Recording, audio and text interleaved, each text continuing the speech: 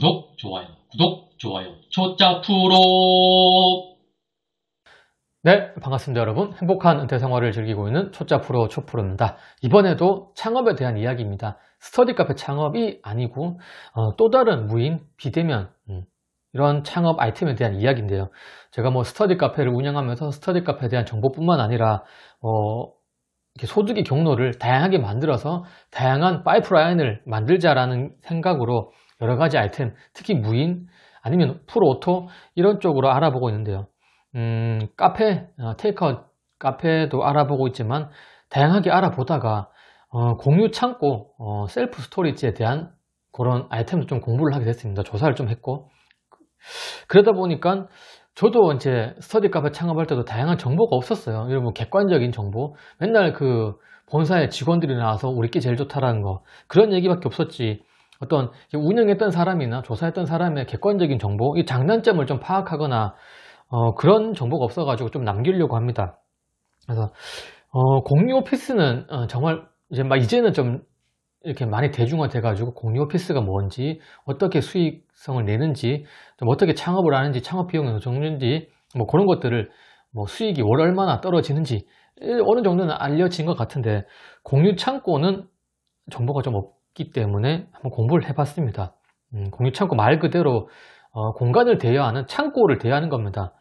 그래서 외국에서는 그런 게 좀 정말 일반화되어 있고 많은 수요도 있는 걸로 알고 있는데 한국에도 이제 캠핑이라든가 집이 무한대로 커질 수 없기 때문에 이런 겨울짐, 여름짐 이런 거를 어느 정도 셀프 스토리지 내 개인만의 공간 창고가 있다면 거기에 그것을 활용하면 정말 좋을 거라는 생각이 들어서 좀 조사를 해봤는데요. 괜찮은 아이템인 것 같아요. 이 컨셉은 되게 좋은 것 같아요. 캠핑 용품 텐트 이런 것들 물론 장박을 하고 매주 가는 사람들은 크게 그래도 매주 가면 그래도 한 5일 정도는 셀프 스토리지 보관해주고 캠핑 갈 때 가기 전날 가지고 오고 이러면 좋을 것 같은데 그 셀프 스토리지, 이 셀프 스토리지는 요즘에 그 브랜드가 되게 많더라고요. 프랜차이즈가 제가 조사했던 몇몇 개 브랜드는 다락, 렉마운트, 세컨 신드룸 이런 것들을 제가 홈페이지라든가 그런 매장들이라든가 이런 거를 조사해서 제 개인적으로 이런 생각들과 장단점 이런 것들은 장점이지 않을까, 이런 것은 단점이지 않을까 지극히 개인적인 생각을 남기려고 합니다. 여기 올라가는 사진들은 다 다락, 렉마운트 이런 것들의 사진을 참고해서 올릴 겁니다. 보시면 일단 사진을 좀 띄워야 될 것 같아요. 이 공유 창고가 뭐냐, 창업을 준비하려고 하는데 말 그대로 여기 사진에서 보시듯이 한 평 아니면 100m 100m 하든지 200 하든지 이런 창고 공간을 내가 월 5만원 10만원 15만원 내고 한 달 대여하는 겁니다. 그래서 거기에서 내 짐을 보관하고 보안이나 청결 이런 상태는 거의 철저하게 모든 그 공유 창고 브랜드들이 아주 그런 것들은 최고의 우선순위로 신경을 쓰고 있더라고요.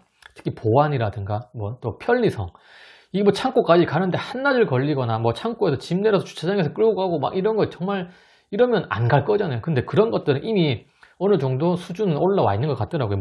대부분의 이런 프랜차이즈들이. 첫 번째 장점은 이 수요가 있을 것 같다. 그 다음에 이미 보안이라든가 시설의 편리성 이런 것들은 어느 정도 수준 높게 올라왔기 때문에 이용자들의 불평 불만 물론 있겠지만 크게 내가 개인으로 하는 것보다는 이런 것들을 하는 것도 괜찮지 않을까라고 생각이 듭니다. 그리고 또 장점은 이 고정비가 적게 드는 것 같아요. 이게 비대면이고 무인이기 때문에 인건비, 이거 알바 구하고 4대 보험 들고 그 알바 말도 안 하고 그만두고 이런 게 없을 거기 때문에 인건비도 없고 아무래도 월세만 좀 부담하면 되니까 이게 김을 떼와서 팔고 단무지를 떼와서 팔고 그런 게 아니기 때문에 고정비는 상당히 적게 들 거라고 생각합니다. 그래서 이런 스터디 카페와 마찬가지로 거의 인건비도 거의 없게끔 그냥 내가 가서 청소 좀 하고 정리하고 그렇게 해서 투잡으로 하기에도 상당히 괜찮은 것 같다라는 게 장점인 것 같아요.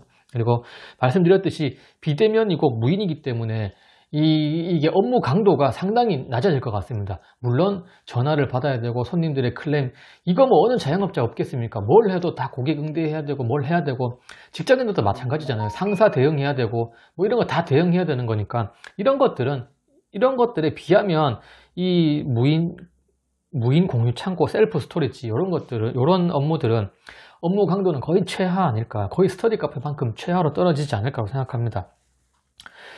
그리고 또 장점은 이게 이미 선진국 유럽, 미국 이런 데에서는 뭐 셀프 스토리지, 캠핑 문화가 워낙 발전되어 있기 때문에 이런 창고를 운영하는 게 당연시 되는 것 같더라고요.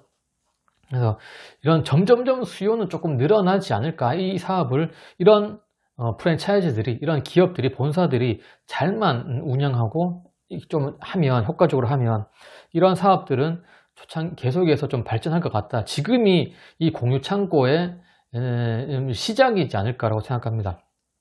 그런 것들이 좀 장점인 것 같아요. 이제 단점에 대한 이야기를 좀 솔직하게 하려고 합니다.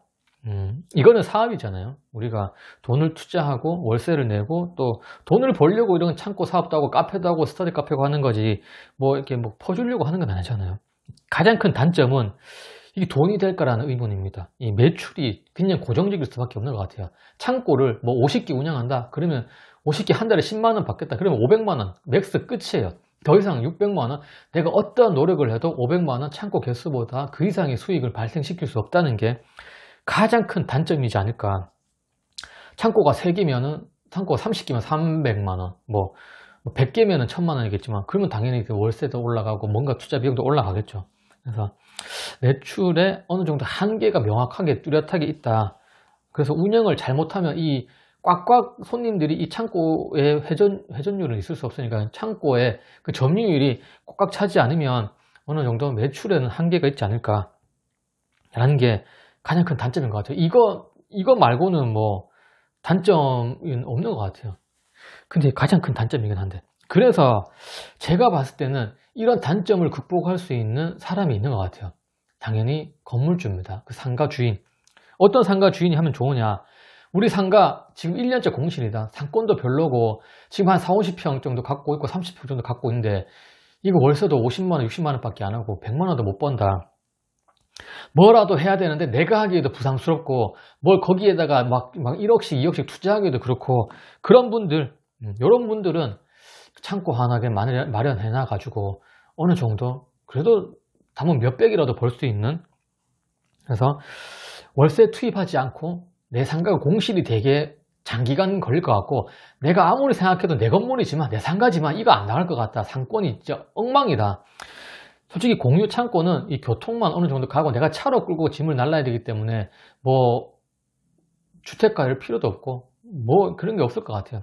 그래서 어느 정도 차로 한 10분 정도만 갈 수 있다면 우리 집에서 충분히 제 생각에는 이용을 하지 않을까. 왜냐, 지금 공유 창고가 막 우후죽순 들어서고 있는 것도 아니고 많이 있는 것 같지 않아요. 제가 여러 지역을 조사해 봤는데 어느 정도 수요 대비 공급이 조금은 아직까지는 부족하지 않을까. 물론 수요는 늘어날 거라는 가정하에서.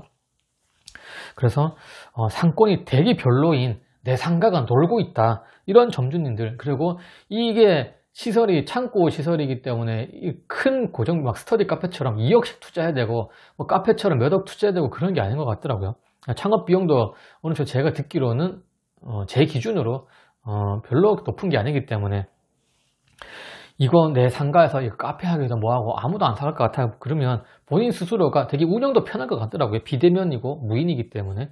그래서 약간 투잡으로, 소일거리로, 아니면은 내 상가 이제 내가 늦지막히 퇴직하고 상가 하나 샀는데 이제 사기 당한 것 같다. 월세도 안 빠질 것 같고, 그런 분들은 한번 이런 각 프랜차이즈들의 상담을 받아보고 이 공유 창고를 조사해보고, 분명히 조사를 하고 들어가 보셔야 돼요. 그리고 제가 봤을 때 이 공유 창고 셀프 스토리지도 프랜차이즈마다 장단점이 있고 다 수익률이 다를 수 있을 여지가 충분히 있는 것 같습니다. 이게 뭐 카페처럼 맛이 좋아야 된다거나 메뉴가 다양해야 된다거나, 아니면 뭐 스터디 카페처럼 시설 가구 상권 이런 것도 중요하듯이 이 공유 창고 셀프 스토리지만의 그 특색과 전략이 있기 때문에 다양한 프랜차이즈가 상담을 하고 거기에서 여러분들한테 여러분 상권에, 여러분들 상가에 최적화된 그런 매장을 선택한다면 뭐 나쁘지 않을 수도 있다. 또 새로운 하나의 창업 아이템이 될 수도 있다고 생각합니다. 하지만 내가 월세를 내고 정말 월세 높은 삐까뻔쩍한 건물에 들어가기에는 다소 부담이 있다. 왜냐? 수익의 한계가 있을 수 있기 때문에 월세 감당을 못하고, 또 월세를 감당하더라도 내가 초기 창업한 투자 비용 회수하는데도 상당한 시간이 걸릴 수 있지 않을까, 이런 장단점이 있는 것 같아요. 오늘은 이번에는 제가 공유 창고 셀프 스토리지, 요거 셀프 스토리지에 대해서 계속해서 저는 또 이렇게 알아가 보려고 합니다. 왜냐하면은 다양하게 뭔가 또 획기적인 전략이 나올 수 있는 방법이 분명히 있을 거고, 이 셀프 스토리지도 이 매출의 한계를 얼마든지 극복할 수 있는 아이디어가 있지 않을까, 그게 그들의 본사가 해야 될 역할이지 않을까, 그걸 계속해서 고민을 하고 사업을 확장해 나간다면 이만큼 쉬운 사업도 또 없지 않을까라고 생각합니다. 감사합니다. 구독, 좋아요, 초짜 프로.